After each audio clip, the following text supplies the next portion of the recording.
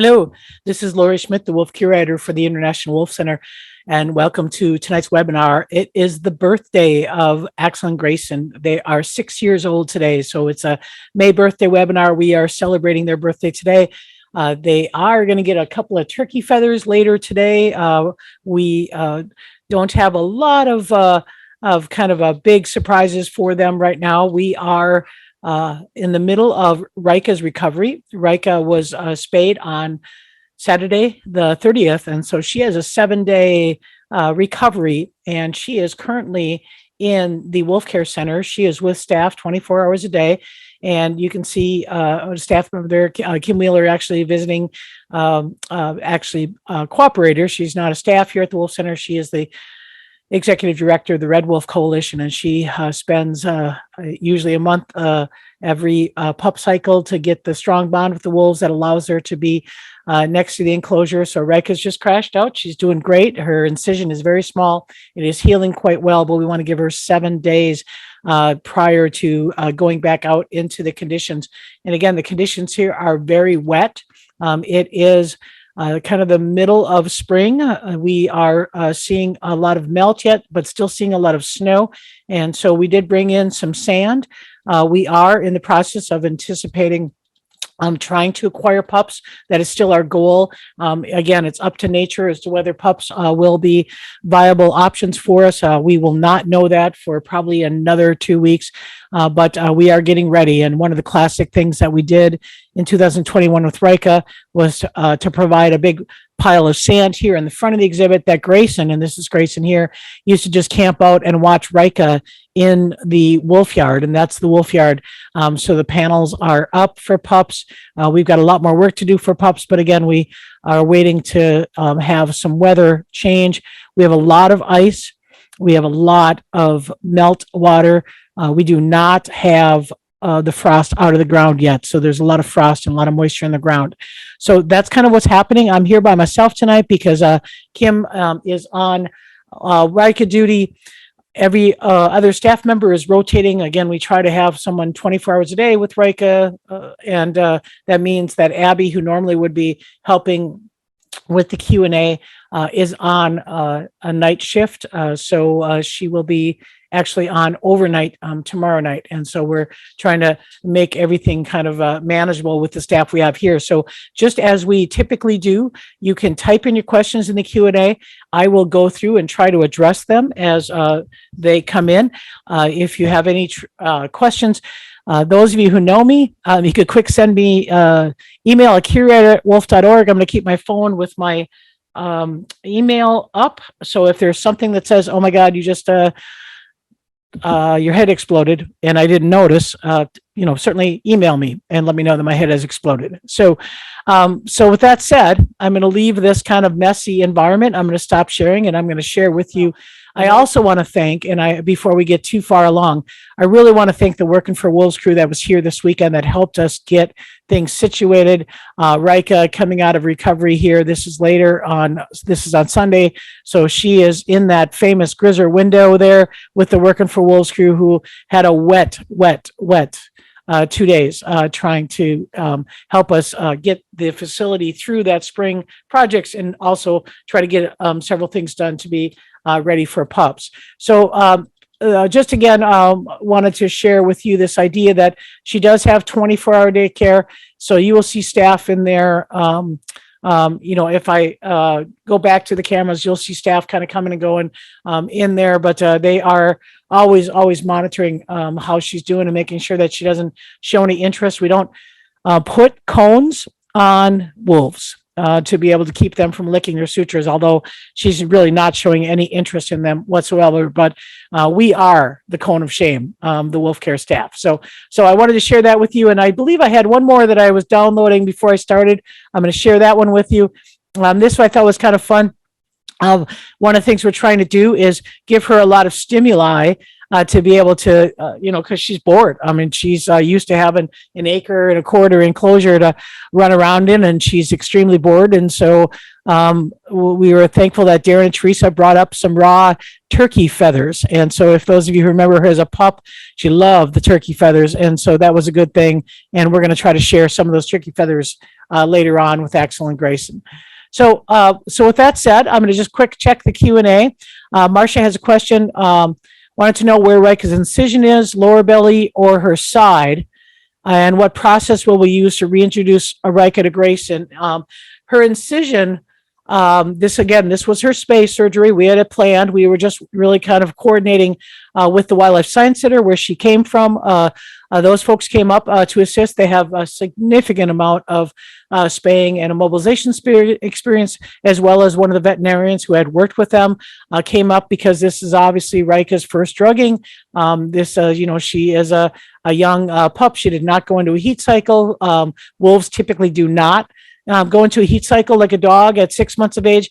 The reproductive state of wolves is quite a bit different. It's all about survival in the wild. And so this idea that you're not going to reproduce as a 9-month-old puppy, makes it such that wolves typically have a delayed reproductive cycle. And that can often mean that the spay might be a little bit different than dogs. So we had the opportunity for a training from someone who had a lot of experience with spaying and cooperatively worked here with the Ely Vet Clinic to take care of that. So her incision is actually quite a bit higher up. It's only about 2 inches. It's not very large at all.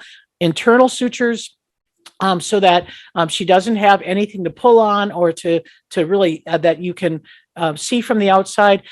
She's not been reaching for it. She's been cleaning herself and grooming herself, but not showing any signs of the incision. So I keep watching the Q&A and make sure I address those as they come in and be able to answer any questions. But right now, before I get too far along, it does appear that Grayson's doing a little bit of howling.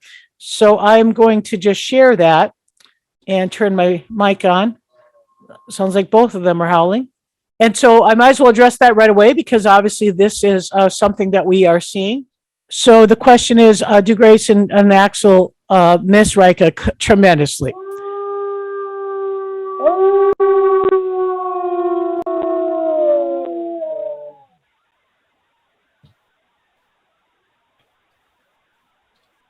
So there was a question, is Rika in much pain? She does not appear to be. So she is, sorry, Grayson.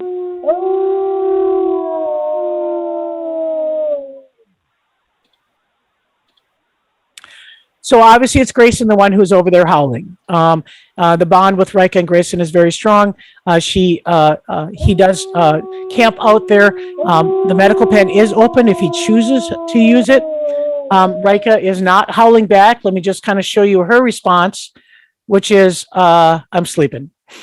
So she's not howling back much. Now, the question about her howling or them howling right now, I do have a little bit of a surprise here today. I adopted a dog yesterday, about 24 hours ago. I adopted a dog who was a surrender case, had some neglect issues. She is with me right now. And so there was a little bit of howling communication in meeting my new dog. It's a border collie. Her name is, what's your name? She's like, whatever. So she doesn't want to be seen. So anyway, so border collie that will be working with us here at the center. And so there's probably a little bit of excitement there as well. But yeah, they do communicate. And I find it's more likely that Rika is expressing interest in when the wolf care staff are in with Axel and Grayson. She wants to be part of it. That's her deal. So we are cognitive of not getting her too excited. We don't want her jumping. We don't want her running. We do have some extremely wet conditions. And so the pack holding area has been blocked off. So basically the building where you see her has a vestibule. It comes out to a kennel. This door is open. There's her deer leg, but she cannot at this time come out to this pack holding area and have a shared fence line because we have this. we have this ice and we have meltwater and we have all the mud and dirt that we do not want on her sutures. So we are keeping her in that kind of confined space between the building and the Wolf Care Center, and she's coming out, and she can see them actually through the windows that we have. But so that's basically where she's been staying. So I will kind of switch gears a little bit here, and what I'm going to now share on my desktop is a piece that I put together about May birthday. And so I started with the May birthdays with Shadow and Malik. They were born May 8th, the year 2000.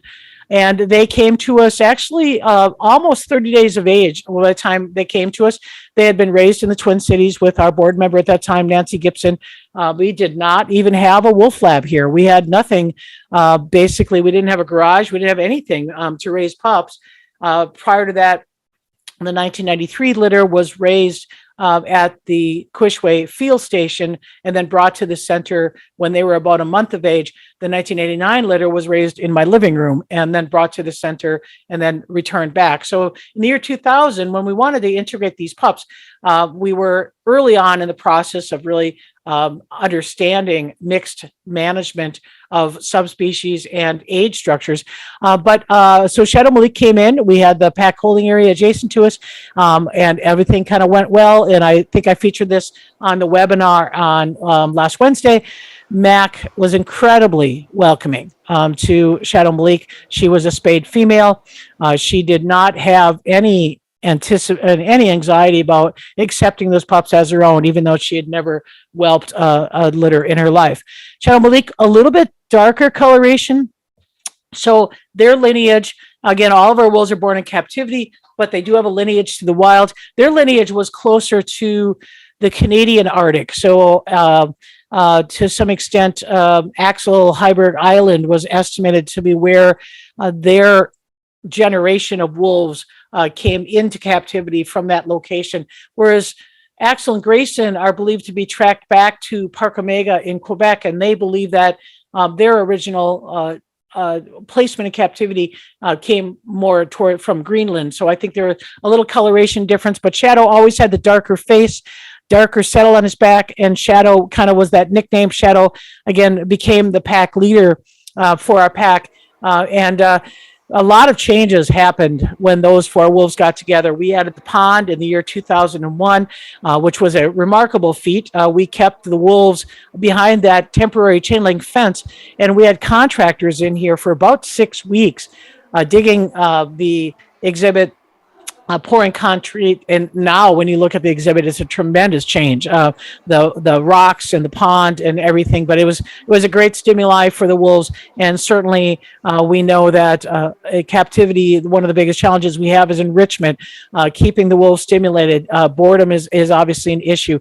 Shadow was incredibly welcoming to those pups. He was probably better at dominant, or better at being kind of the pack leader than Maya was. And this was a 2008 pups of Denali and Aiden coming in, and that's Shadow making that welcoming posture. As I showed you last time, it was Aiden making that welcoming posture to Axel and Grayson. So there's Maya, the dominant female at the time, and you see again a little bit more discipline coming out of Shadow, just because they were being a little disrespectful, kind of climbing on him. But Shadow had this great facial expression, and as I did last the webinar, if you were not watching, I chose for each of our gone but not forgotten wolves that have passed away, we always picked one word that kind of emulated their personality or their experiences or etc. And it was serenity was the one that I chose for Shadow. He was so incredibly tolerant in some real challenging things. And Shadow, again, had a brother named Malik who was raised with him. And so there was a 3-age structure. Shadow and Malik, born in the year 2000. Grizzer, Maya, Nisa, born in the year 2004. And Aiden and Denali, born in the year 2008. So at that time, that pack had 3 age structures and 3 subspecies within the social group. And that was from 2008 until 2010 when Shadow was retired. So it was a lot more dynamics going on than what's going on with Rika and Axel and Grayson, because there is so much that's going on as far as within the gender specific male rank order, the dominant female. At that time, we just had Maya as a single dominant female, showing her posture and showing her status over the wolves. And so it was a lot of excitement. And this is Malik. He's the second ranking male here. And you can see this T1 tail. T1 is over the back, pretty excited. And that warranted a term for Malik that I use, and I use quite a bit whenever we were dealing with him, is opportunistic. Malik was second ranking. He would take every opportunity he could to leverage his brother's status and kind of dominate over Grizzer and Aiden and Denali. And whenever he had a chance, he would make his presence known, but always with the backup of his pack leader brothers. So that was Malik, opportunistic Malik, who we affectionately remember with a very interesting growl, screech, dominance kind of posturing that we even sold in the store, I thought, for a while as a ringtone that people could use for those really aggravating phone calls. Maybe telemarketer calls could use the Malik ringtone because it was very intense and pretty obnoxious. So that was the 2000 litter Arctic subspecies, again, and born May 8th in the year 2000. And then in 2004, the May 5th, the Cinco de Mayo litter was Grizzer and Maya.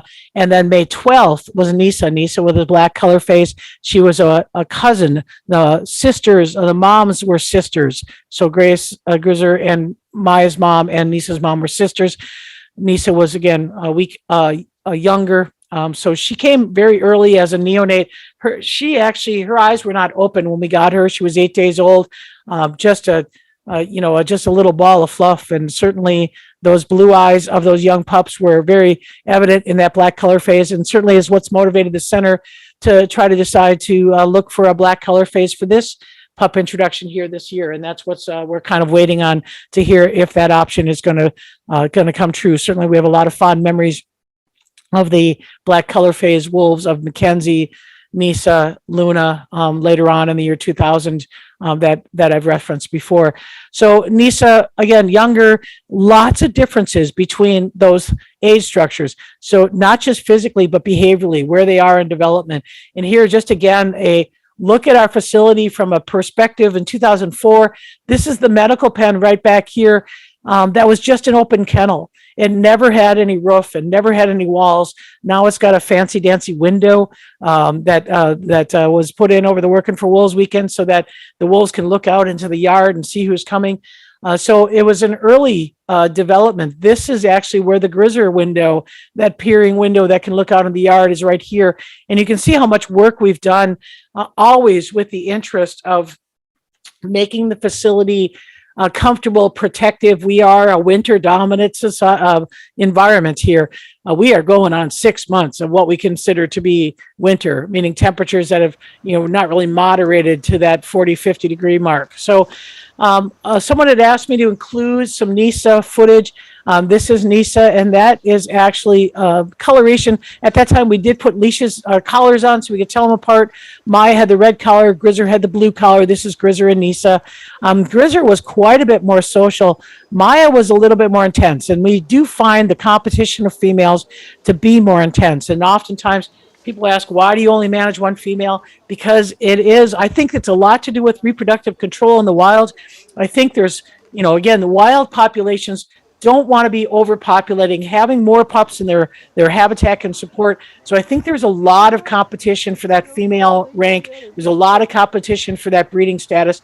And even in a captive environment, if you talk to other facilities, they have a lot of challenges with females and females. And these are the two females, again, Maya, red collar, and Nisa.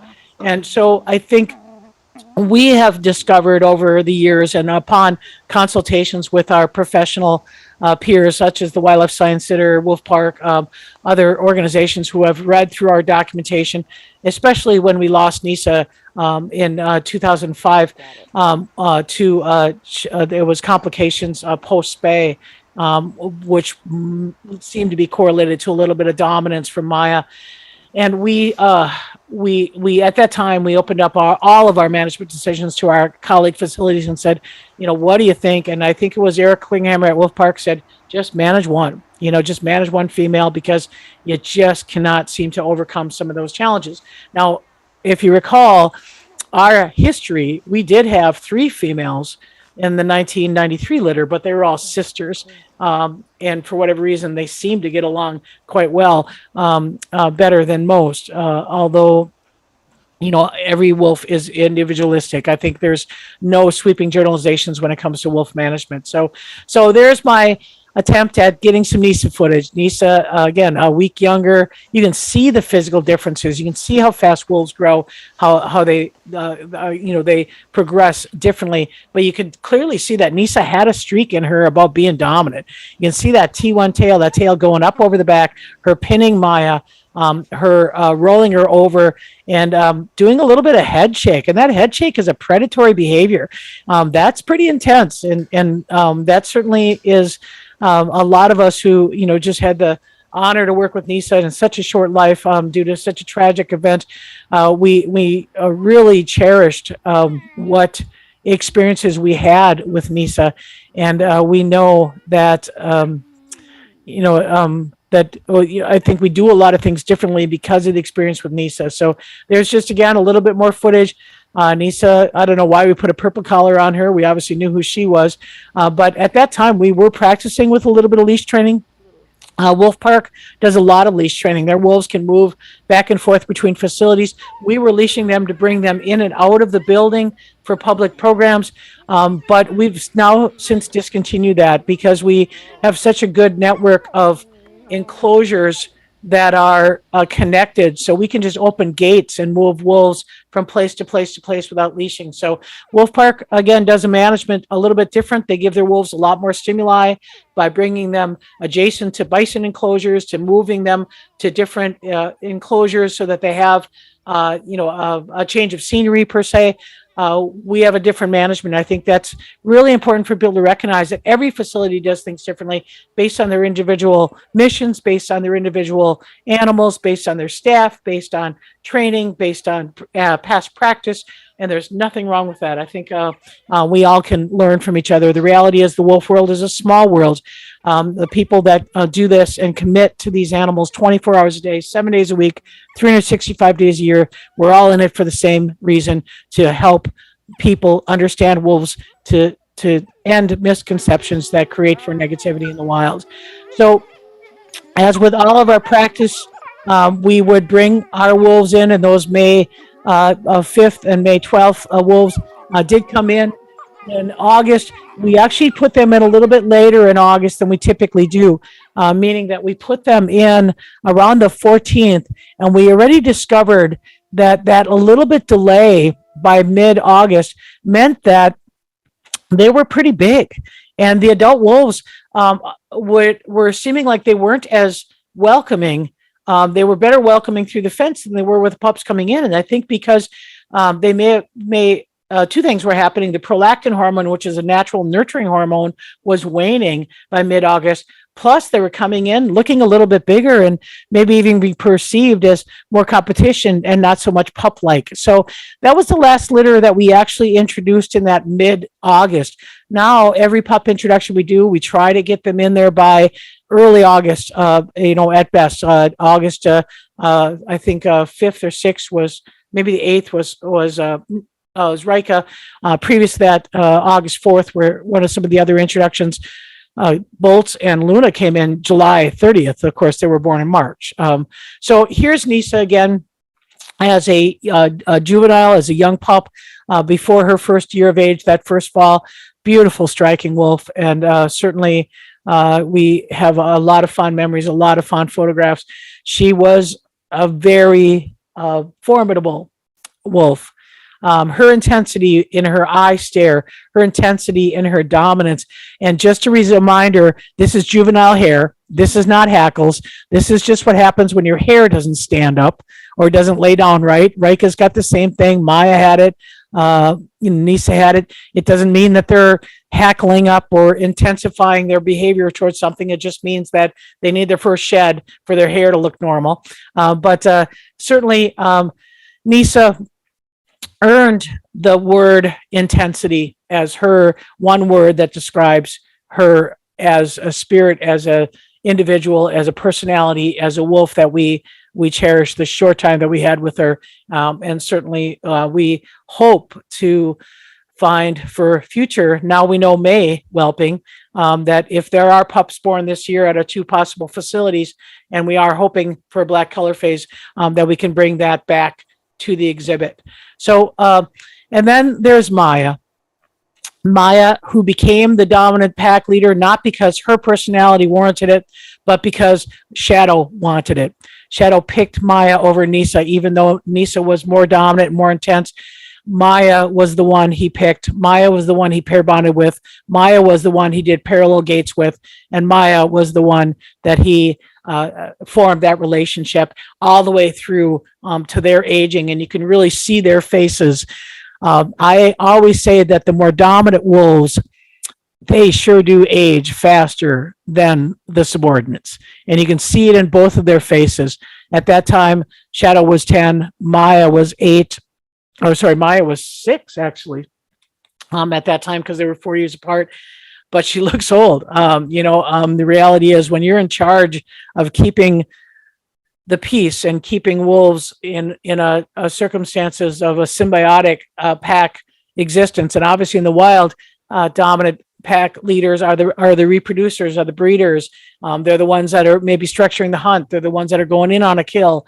I recall one of the biologists gave a presentation once and said, you want to know the real problem, the real parasite for wolves is not worms, it's probably offspring, meaning that the dominant female is likely to have her body compromised by nursing and whelping pups. And that can impact her age. It can impact her lifespan. It can certainly impact her weight and nutrition. So I thought that was quite interesting. And I chose this photo just to show, first of all, that bonded pair. Second of all, just what I think is the aging that happens for those wolves that are more in charge.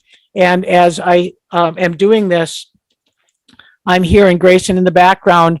Again, he is taking the lead on communicating, whether it be threatened displays or whether it be intensity of, something happening around the exhibit, or in this case, one of his pack members being separated. There is more hauling, and that's obviously an expression of his dislike or anxiety, if you want to call it, of the circumstance or of the situation. So as I move forward here, we do have the images here of Maya and Grizzer, May 17th, 2004. They were born May 5th. So they arrived first, or we picked them up first, and then we picked up Nisa because she was born younger. So she was not, she was only 5 days old when we took this picture, and we started working with Grizzer and Maya as neonate pups. So typically we started at, again, 10 to 12 days age. We did start a little bit younger with Nisa, just to kind of make sure that we had that opportunity to make sure that we had a good bond with them because they weren't related. So here's again the size difference. Again, just Grizzer and Nisa. And this is a willing thing.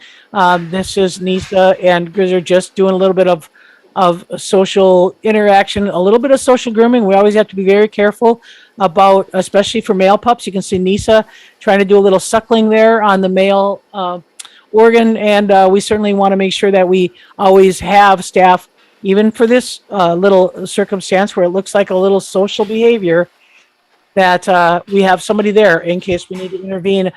We don't want to have suckling that will create a hernia for some of the male pups. So we always want to make sure, especially because Nisa was so much younger. And there's Maya doing the female thing, coming over with a big old paw on her sister, cousin, and then interacting. So obviously, wolf care is about trying to maximize socialization. That means spending 24 hours a day with pups during that critical stage. This is a howl from Grizzer. I didn't clean that up.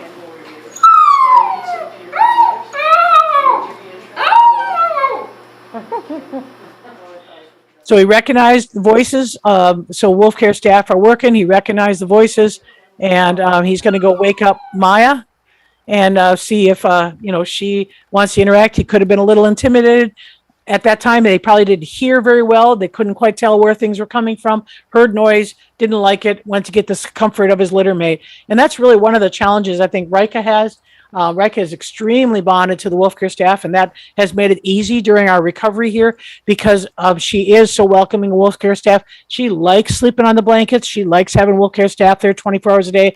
No doubt she probably misses running and jumping with Grayson and Axel and chasing, but that's not in her best interest for recovery. So we're, as a singleton, having humans as her main social companions has made it easier, but she really did miss out on things like this.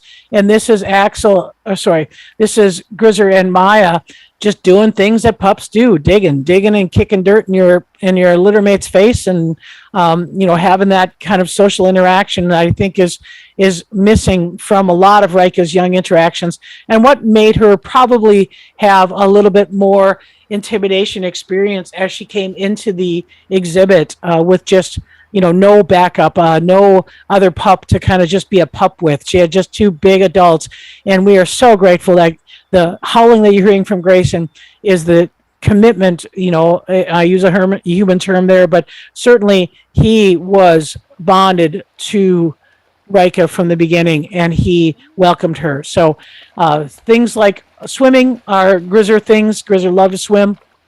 Maya loved to swim.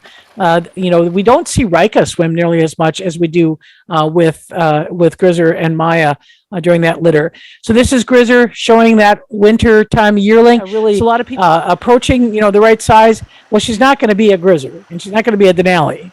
But they were pretty formidable big males. But she's on track. She was 80 pounds at 11 months. She is going to be a year of age on May 23rd, and we probably will see her at that 85 or 90 pound, and that's a good weight for a 1-year-old wolf pup. So again, this is Grizzer showing a little bit. This is now advancing to his maturity, 18 to 24 months. So this is his second summer, going into his second summer. So he was a yearling before going into his 2-year birthday. And Grizzer was a great uncle to all the wolves that we've had here. So it was so interesting is that Grizzer had relationships with all of these guys as exhibit pack members, and then being the oldest survivor of our exhibit at 17 and a half, he got the opportunity to see a lot of these pack members come into retirement. Grizzer was not docile. Grizzer was intense, but that intensity that he was as far as activity was also intensity in social. Gregarious is the word, that I always use for Denali, but the reality is he was that as well. He welcomed even Shadow here after Shadow retired. Grizzer actually retired after Shadow, but then after Malik died, then Shadow was invited to join Grizzer. Grizzer and Malik could not be together. Those two had conflict. Grizzer tried to severely injure and almost drown Malik, and we could not trust him with Malik. But we could trust him with Shadow, and we could trust him with Aiden. We could trust him with Denali. We could trust him with Luna. We could trust him with Denali, which was a surprise to us because he and Denali had conflicts when they were younger. But it certainly spoke a lot to the nature of these social carnivores and how they interact. And this clip here shows what happens when food is involved. And food possession is always something that we have to watch for. And there's a beaver coming out of there. So Grizzer, I picked the word prodigious for Grizzer. More than I picked gregarious for Denali, and I shared that with the April webinars. But prodigious, really being great in extent in his social willingness, great in extent in his intensity, in dominance. He was the only wolf that I ever had that tried to kill another wolf. He was the only wolf that I ever had that welcomed, 4 pack members, including a female he'd never physically met. Into retirement. He was a wolf that welcomed a wolf he previously had conflict with Denali. And just let it all go and didn't have any previous contact. Now he didn't do that with Malik, and part of the reason was because Malik and Shadow were still bonded, so there was no need for me to put Malik with Grizzer because he had a companionship, but Denali needed a companionship because he was alone. So with that, I'll leave the gone but not forgotten wolves with prodigious Grizzer, great extent in his ability to run and his ability to chase. And I will start with the new May birthdays, and this is Axel and Grayson. May 23rd, they came to Ely. They were born May 2nd, so they were, came May 25th. They were 23 days old when they came to us. This was my former dog, Tina, who was a great pup companion. She helped us tremendously, and we use dogs to be able to help the pups relax. I mean, the reality is dogs are domesticated. Dogs have it in their DNA to accept the human component, the human-centered environment.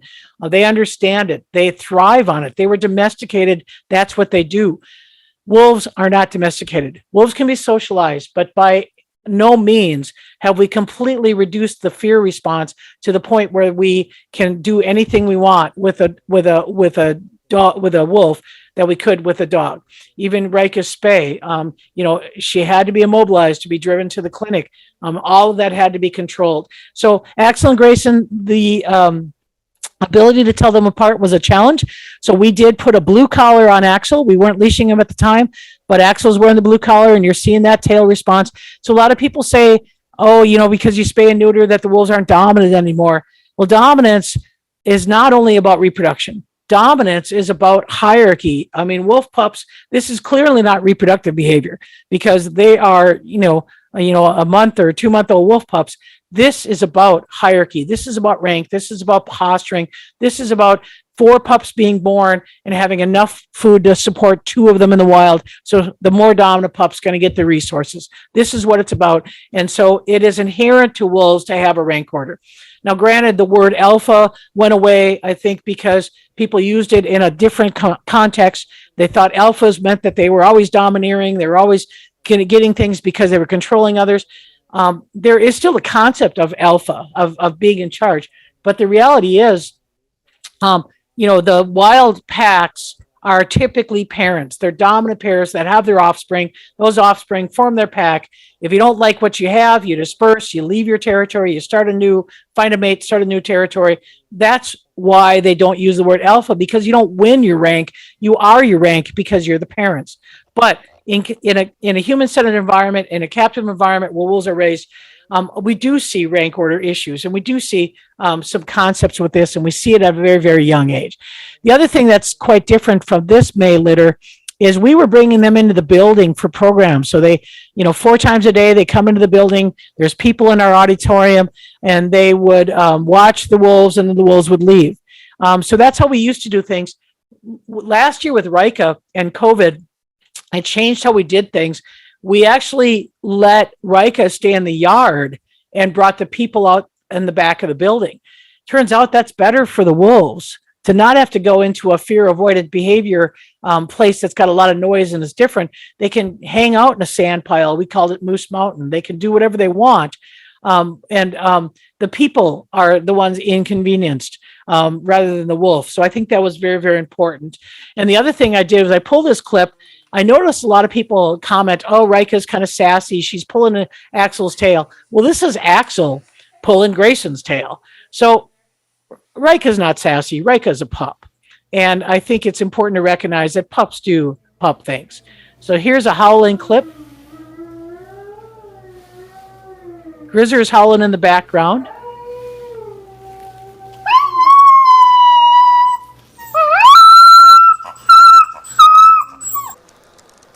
And that was Grayson howling to Grizzer.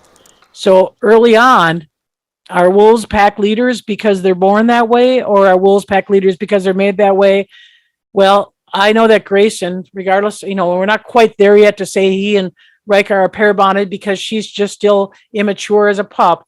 But if we are lucky enough to get, honored enough to adopt 2 pups this year, and we see the change of those pups enforcing a leadership, I believe that the wolf that communicates the best, the wolf that watches out for strangers, the wolf that looks for its pack members and expresses separation howling when they're absent, is qualities of a pack leader.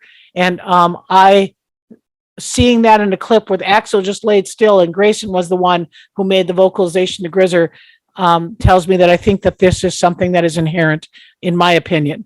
So we go forward to Axel and Grayson's first winter. This was November 9th, 2016. So this isn't the only winter of discontent that we have faced in Ely, Minnesota. It is the nature of what we do. Wolves love winter. This is Bolts, Axel and Grayson, and at that time, Aiden and Denali were part of that pack as well. And winter is when they are best. We are coming into the most challenging season, summer heat, summer bugs. But we certainly know that we have a lot of vegetation. We have, again, a facility with a great pond, a great UV filter system to keep the algae low. We have sprinkler systems. If it ever thaws enough that we could actually hook up water without freezing at night, that would be great. But right now, we know that we have done our management diligence to make sure that the wolves are as comfortable as possible. So here I'm going to show you what it means when we want to bring pups on into the site, and we want to stimulate the prolactin hormone, which typically starts up in April and May. And so this is Rika's blanket last year. She was being bottle fed. I asked Abby. Abby was a primary bottle feeder for Rika because, again, I'm old and I want to make sure that the strongest bond is with the next generation. So I really thought it was very important that Abby had the strongest relationship with Rika and did primarily the bottle feeding, and we'll continue that again with this next set of pups. But I asked Abby to give me a blanket that smelled like Rika, and I brought it in to Axel and Grayson and let them sniff it for a couple of different reasons. And you can see he just kind of starts to sniff and he starts to lick. And that was enough. That smell was enough to start triggering prolactin. We did have some visits next to the fence, but because she was born so late, we wanted to make sure that we had that smell without having cooler weather exposed, bringing her out in cooler weather. But this is Rika pup. So this is Rika while she was being bottle fed.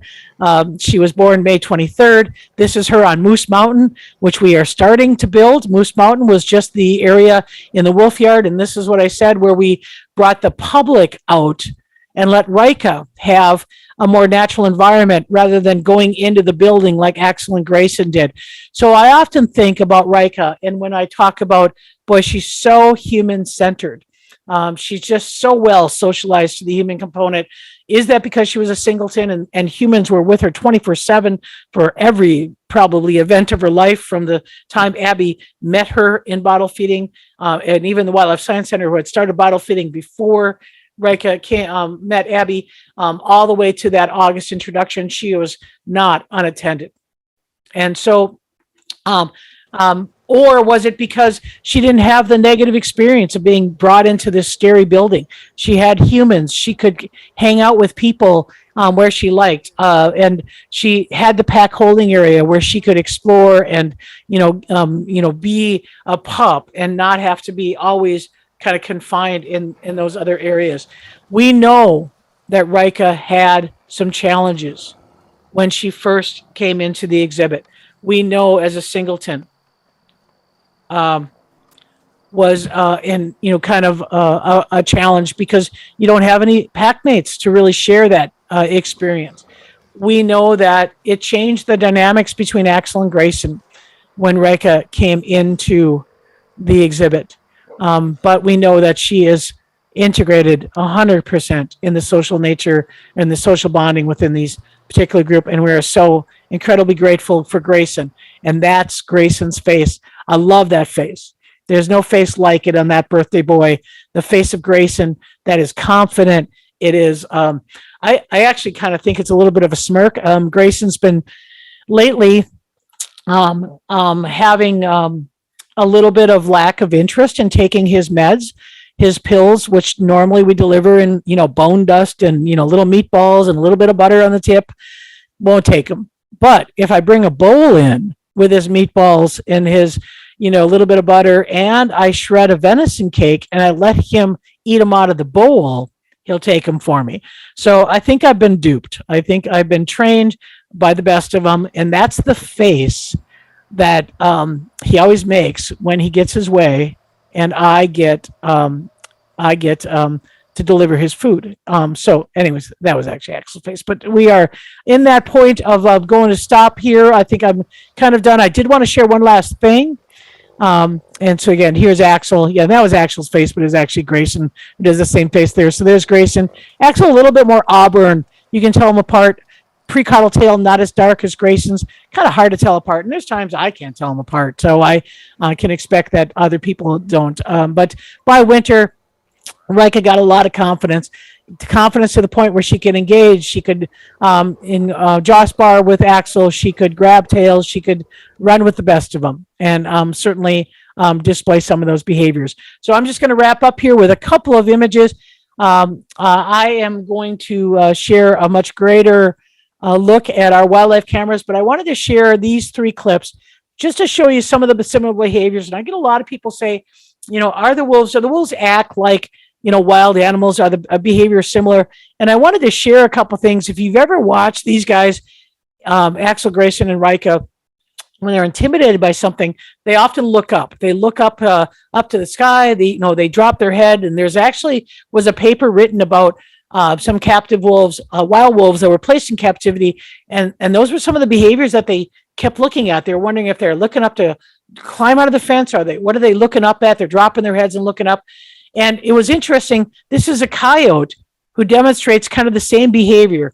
He sees the fence. He probably smells the wolves. He drops his head. He starts looking up. So I don't think it's getting out of captivity. I think it's just probably an expression of anxiety.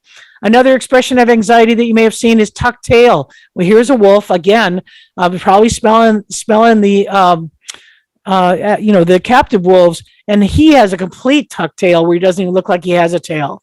But lo and behold, our white-tailed deer, they show right up with no fear.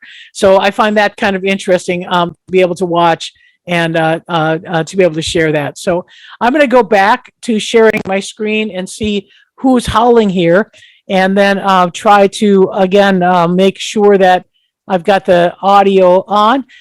Kim had texted me when Grayson did that little howl to Grizzer, Rika heard that and popped her head up. So we know that she's always listening, and it woke her up. And again, I think there's a lot of to be said about surgery and how it kind of wears you out. I know myself, I've had 4 or 5 knee surgeries, and I can tell you that resting, your body needs to heal.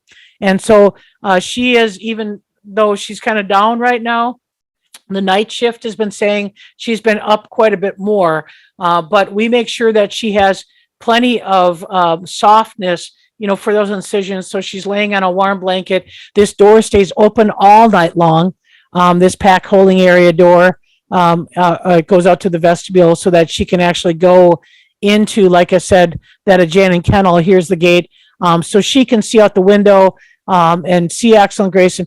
We just do not have her sharing this fence line right now because this is such a miserably wet, cold, wet environment, and the pond has not drained. The frost is not going out. So if she goes in the pond, she gets those sutures wet. Those are dissolvable stitches, so that she doesn't have to have them removed, doesn't have to have another, immobilization to have them removed.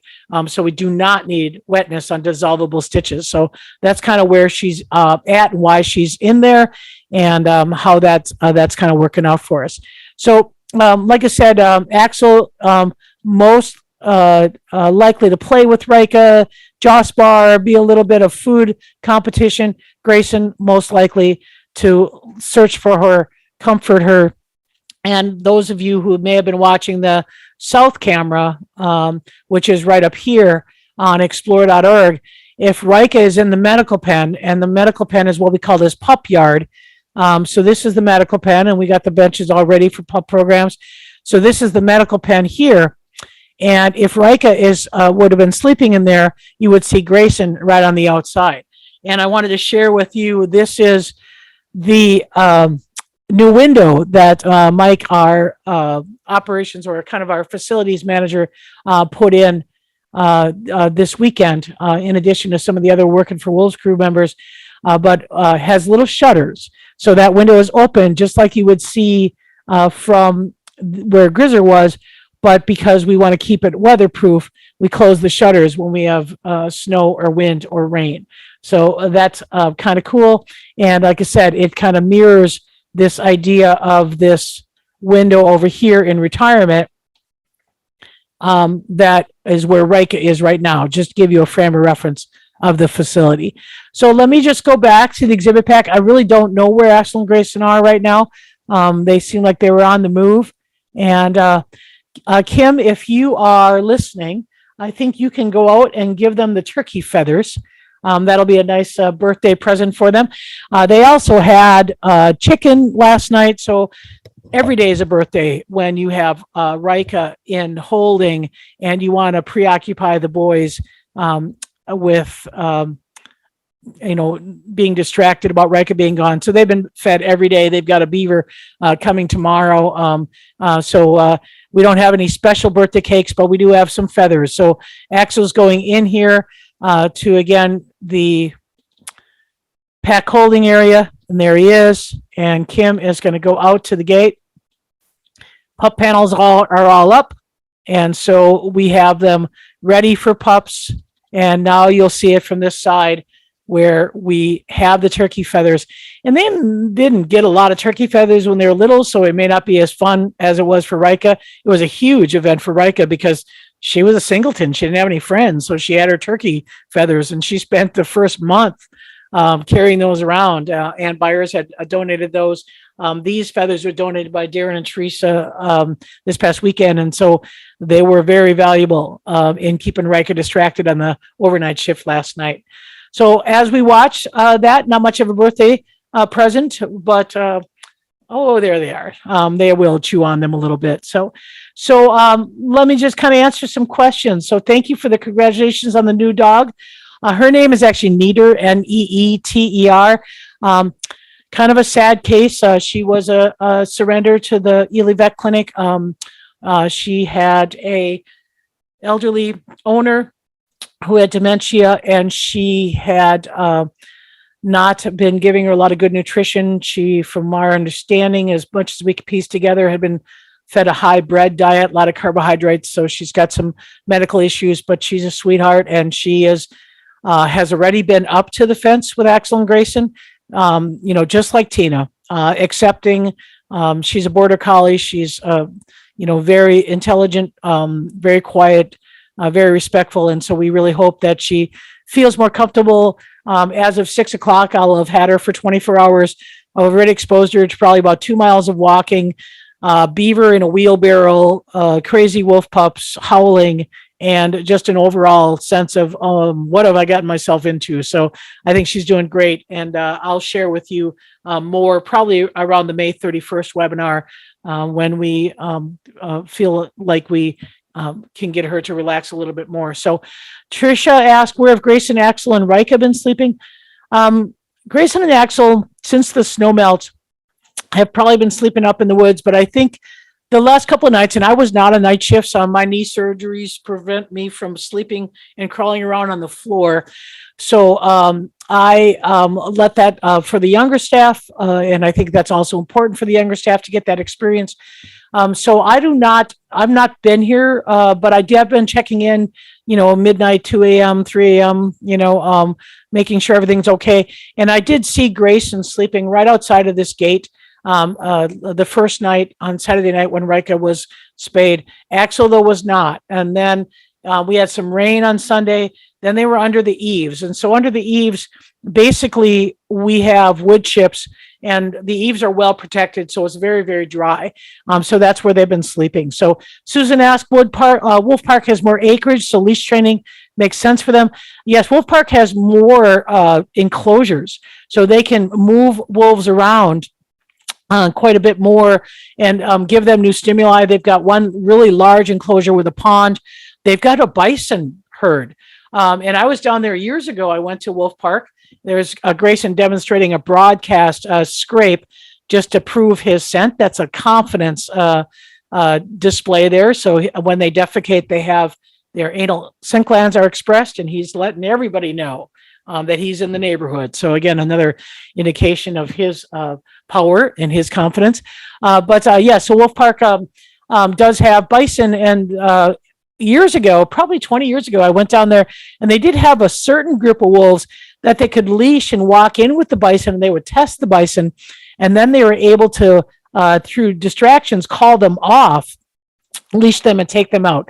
From what I understand now, recently, maybe the bison got a little bit wary, or maybe the wolves got a little bit too good, but they take them adjacent to the bison pen and don't do that kind of testing as much. But I welcome anyone to check out wolfparks.org and see what those folks are up to as well. So thank you, Linda, for your comment about our commitment. Every one of the Wolf Care staff here are committed to these animals. We try to do the best that we can to make sure that the wolves retain their natural instincts, which nature does for us. But to me, more importantly, that they maintain the spirit and what I call the personality that each one of them has. They're unique, and if unique is best described as individual characteristics or traits that make them who they are. And I think that's very important. Every one of our Wolf Care staff are committed to giving them enough foundation to be confident with the human-centered environment that they were raised in, and to be able to keep their personalities the way that they are. So Heidi asked, does the IWC connect with the Wolf Sanctuary of Pennsylvania? I am not familiar with it. I do a lot of connections with facilities, but certainly we are always open to talking to other facilities. As a matter of fact, I had the greatest email this week. In the 1989 litter, I spoke about that in the April birthday webinar, that Raisa and Basha were both extremely dominant. They both had a lot of strife, and they could not stay together as dominant females. And so what we ended up doing was we rehomed Raisa to Green Bay. And I've been thinking a lot about her. Typically when I rehome wolves, and I've only done it a couple times in my history, I don't go visit them, because I think that's really challenging for that wolf who has a bond to see you. You might feel better as the human, but I don't think the wolves feel better, with that confusion of now you're here, now you're not. So I never really connected after I drove Nisa over to Green Bay, Wisconsin. Sorry, not Nisa, Raisa. And I had the great opportunity to have an email from the people who knew her best. I knew that she was older wolf. She did die of old age. She lived a great life, and I'm so fortunate that they followed up. The same thing for Balazar with Kent and Tracy at Mission Wolf gave me a lot of, it does my heart good to know that they cared as much for our animals that we had to rehome that we did for when we adopted them. So Gail asked, does winter weather factor into when pups are born?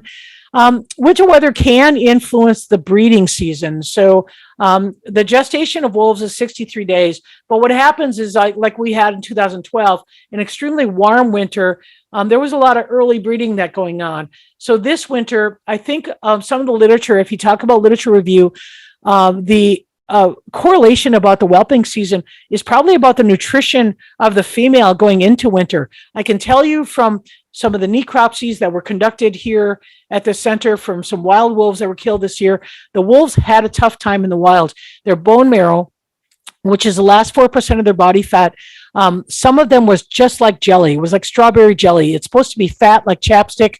It was jelly-like, meaning the last 4% of their body reserves were exhausted. So if that's any indication, and again, a very small sample size, I think there were only 4 wolves that were done this winter by necropsies here. But if that is an indication of what was going on in the wild, that could very well influence whelping. In other words, that could influence the nutrition of the female. Again, nature is such an incredible design to not overpopulate your resource by not having multiple litters breed unless there's enough food available. And also, if the winter condition is poor, that you're not in good nutrition coming into the breeding season, then you may not even cycle into estrus. And so I think there's a lot to be said about winter and the influence, and we definitely know the winter influence on white-tailed deer. They have the same issue. If they come into January and they bred and they have twin fawns, we've seen evidence that they will reabsorb a fetus rather than carry it full term. And they use those resources to keep the adult alive and not, again, populate a resource that can't support it. So Beth asked, if we do get pups this season, how do you feel she will do with them? Also, would this be the youngest female to introduce pups to them? So yes, I do believe that Rika, the benefit of Rika right now is that she is immature. And so I'm going to go back to the Wolf Care Center, still sleeping. She's just a pup. Like I said, she never went into a heat cycle. She was 11 months when she was spayed, never went into a heat cycle. Wolves don't reproduce at 6 months like dogs do. Wolves delay reproduction. She is an incredibly sweet girl. She's incredibly subordinate. I've not seen her run around with a T1 tail over her back like Maya and Nisa did. So I think Maya and Nisa, the fact that there were two of them, same thing with Bosch and Raisa, there was competition that drove them to be more dominant. Rika is just puppyhood. And so the benefit I hope we have is that if we can get the circumstance to control greetings, I would love to have those younger than introduced pups have some one-on-one time controlled, by all means controlled, with Rika and Wolf Care staff, greeting those pups, not through the fence, but Rika having some one-on-one time with them. I think Grayson would do great as well. I do not trust Axel. But if I can get Rika to bond with them psychologically, physically touching them and not just through the fence, I think that's going to be tremendous. So there's the opportunity to look at an incision. One thing that's great about this surgery, then it is always very imperative for us, recovery, the smaller the incisions, the smaller the shave marks, the easier the recovery for these wolves to go back into an environment that is wet, that is dirty. They're not dogs laying on a couch, although it may appear like right now with Rika. But she goes back in on Friday, and we do intend to put her back in Friday by about 2:00 after we have a 1:00 wolf check that we'll put in with a staff person, and then we'll put her in with them after that. But if the other wolves, if she has a huge shave mark, Axel and Grayson are going to want to investigate. They're going to say, they're going to roll her over. They're going to pin her. They're going to be looking at it. So the less invasion you have for her coming back in, the better. Separation is not a guarantee, but we feel like if we can get her and Grayson back together, if Axel does give her some grief, Grayson, we know, is going to intervene on her behalf. Grayson has intervened on her behalf since he met her. And even before he touched her, he would bark howl at people that he didn't want touching her. So he's been intervening since he met her. So I think I have all the confidence in the world that Grayson will do that. So that's a long answer. And I know I'm running out of time here. I'm a little bit over, but I want to answer a few more questions. So Heidi asked, how did you get Grizzly Malik a part of the terrible time? Yeah, it was horrible. It was, one of my other staff persons saw it happen. It happened quickly. I was dunking Malik in the water, and I just went in, and we know that wolves are in a frenzy when they're in a predatory drive. And because he was head shaking, we knew that this was a dominance attack, but it was also predatory driven. You gotta snap them out of it. And so what I did, and it's not in hindsight, it's probably not the best thing, but I just went in and I did with my hand, what we call a grab bite on his back end. So a grab bite means that somebody else is going to come behind, and you've probably seen it in the dog park. Things get a little tense. Another dog comes from behind, grabs the hip. I did that with my hands. I went and I grabbed his hip.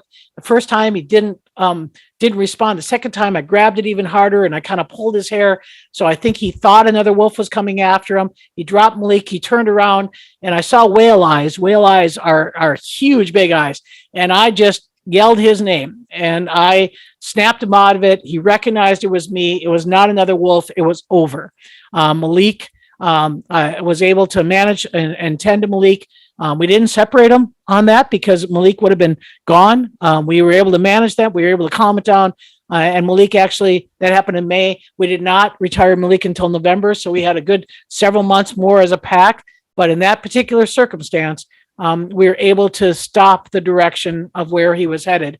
And it's certainly in my career, and I started in 1986, I've only had 5 what I consider to be wolf attacks. Wolves test all the time. They growl, they test, they posture, but that's what they are, is their tests. They're tests to say, are you strong enough to be in the rank that you're at? If not, and that includes us humans, every time we walk into that pen. And I really think it's important that people recognize, yes, you see social behavior. Yes, you see them greeting us. Yes, you see them licking our faces. And unfortunately, we can't stop that. That's how wolves greet. But that does not mean that they will not look for weakness. They're opportunistic carnivores. They will. It is the most challenging exhibit, a socialized exhibit where the wolves are not afraid of people. Then you are dealing with the wolf. And I think that's really important to kind of recognize. So a couple of other questions here and I'll wrap up. Was this Rika's first immobilization? Yes, she had not had any drug whatsoever before. It was extremely smooth. And so again, thankful to Peg and Meg Callahan came up from the Wildlife Science Center. Meg was the initial bottle feeder. Peg is the executive director of that facility where Rika came from. And they have tried and true methods that have used for, Peg has been in it longer than I have. She started in 1985, drugging wolves. They do a lot of reproductive studies. They do a lot of immobilization. And they know a procedure that works, and so they managed the anesthesia for us, and it was a good learning experience. Again, we wanted to make sure that Abby, as the next generation wolf care, had the best opportunity to learn, and so that was really important for us. So Keith, hi Keith, how you doing? Keith asked, "What does your new companion make of your place of work?" Well, considering that I have known Nita for 24 hours right now, she came from probably a fairly conservative, elderly environment. I'd say she thinks I'm nuts. I had no longer, I'm here for 2 minutes, and I have her walking up to a wheelbarrow full of dead beaver. Well, actually, I walked her by a couple of adult wolves who hightailed it and got excited.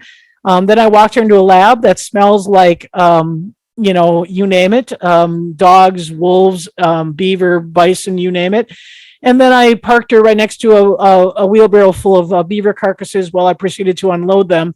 And then I fed her antibiotics and her pills and her dinner.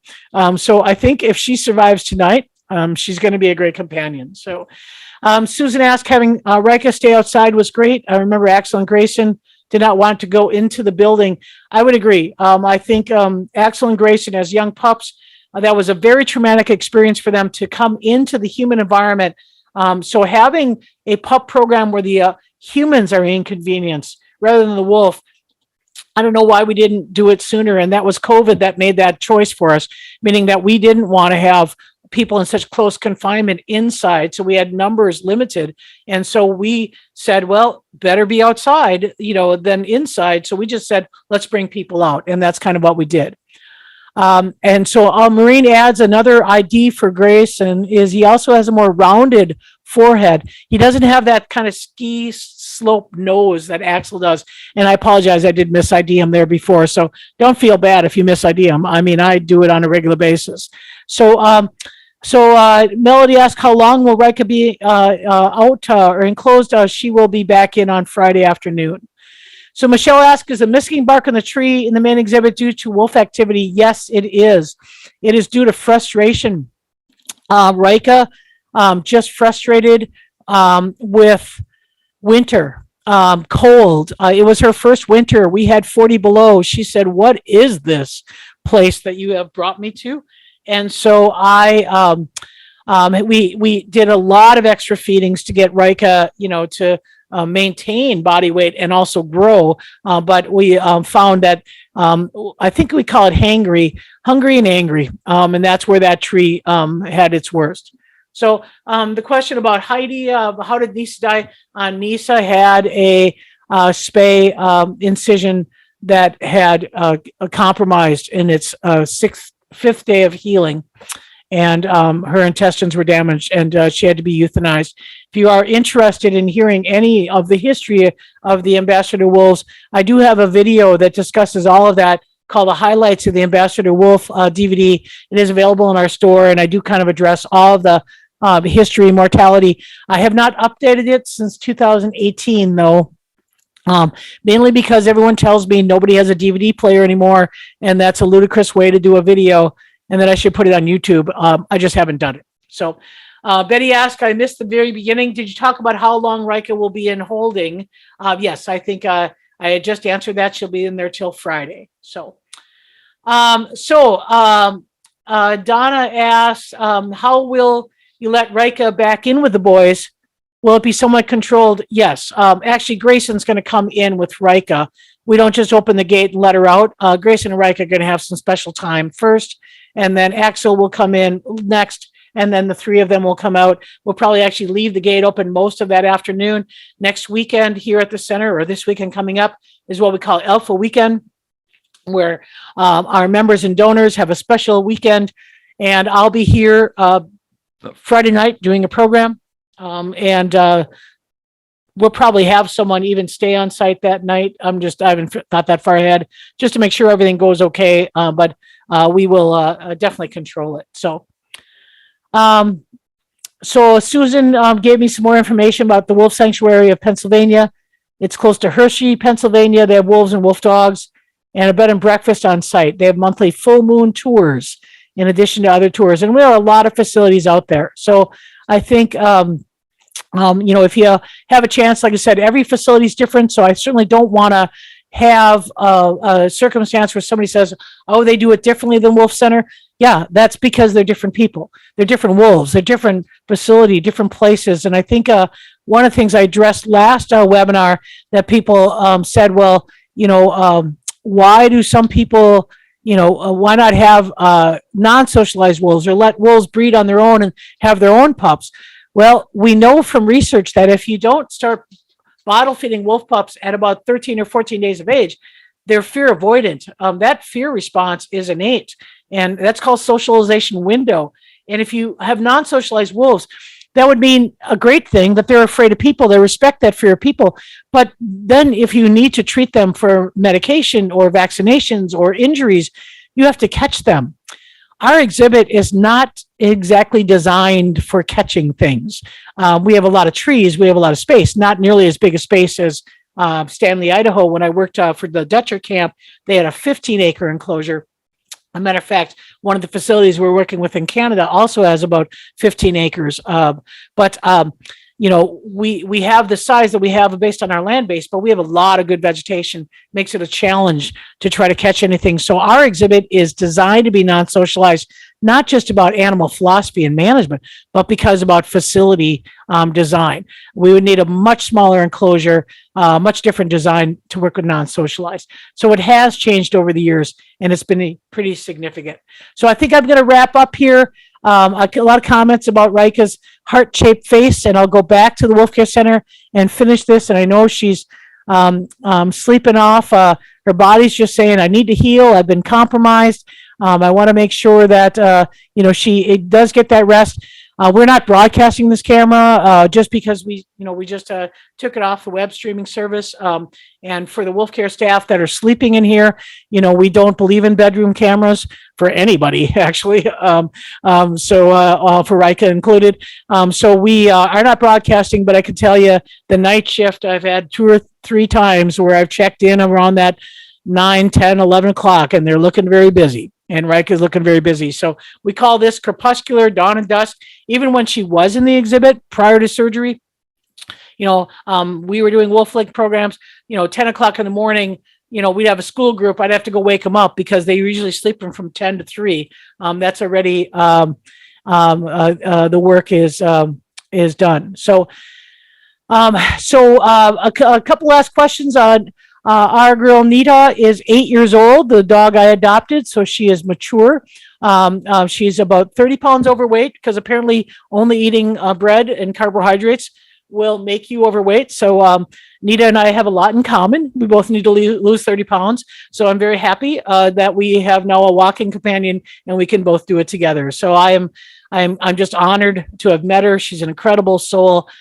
Gentle beyond belief, tolerant beyond belief. I think you're going to see a lot of her in the future.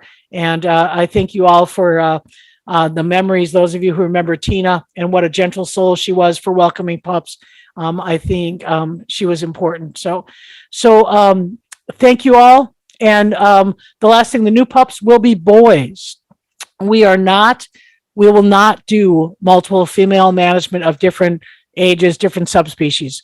Rika is the dominant female. She is the dominant female default because she is the only female. And I think that is good for her to have that role, and that will avoid a lot of challenging things for us. So Maureen's got a couple of memories of Nisa was approximately 92 pounds the day before her first birthday, and Shadow was also 92 pounds. And that was a challenge. And actually, that's one of the things about the female space, the uterus, because it is not reproductive and not gone through any process at this age of a reproduction. The uterus is very small and can be very tight, and visceral fat can make it real challenging. And that was a problem that we had with Nisa, was the visceral fat. She was as big as the dominant male. She was bigger than than Maya. Maya had the exact same surgery. Maya had no issues. Maya's sutures were taken out the day after Nisa's mortality. So just a freak accident. We certainly learned from it. We know that we could have done management different. It's our responsibility. That's my job, to learn and make sure that we do the best we can with the information that we have. So thank you for watching. And again, we'll check us out on Friday. I suspect that you will see a lot of excitement in the exhibit on Friday. Again, 2:00. We are Central Daylight Time. For those of you who are watching from another time zone, it will likely start around 1 during a wolf check, where we'll greet Rika first. Then we'll go into the exhibit. Then we'll probably let Grayson in, and then see how things happen. Now, knowing Minnesota weather, chances are it'll be snowing, raining, sleeting, or all of the above. But they have great winter coats. They do not shed usually till late May or June, so we are well protected. I just cannot risk Rika falling in this little pond melt that we have going on over here. We did a suction of much of the water that we could out of it yesterday. Now it's frozen because it was snowing this morning, and I don't think it got much above freezing. But as things melt, we just do not want those sutures to get wet because they are dissolvable stitches. So that's why we're taking the extra precaution with her. That, again, we learned the tragic lesson in 2005 with Nisa. So thanks for watching. The next webinar will be May 31st. It's called What's Bugging You? Theoretically bug-based. I'm hoping that we could also maybe introduce some pups. But I want to end here with the birthday boys and see Axel and Grayson coming down the hill, and they're going to start to get up. So this will be their peak of activity. And I expect we'll see them probably camped out on this side. So I will leave the camera focused over here, or if you go to explore.org, the south camera is picking them up, and you're going to see them have interest. And again, going into what we call the medical pen, that is got this nice little dried wood chip cleaned bed. That's where Rika would have slept. So that's Axel going in to check and make sure she didn't show up or something. I'm not sure what he's checking out. So thanks again. I appreciate it. So have a good night.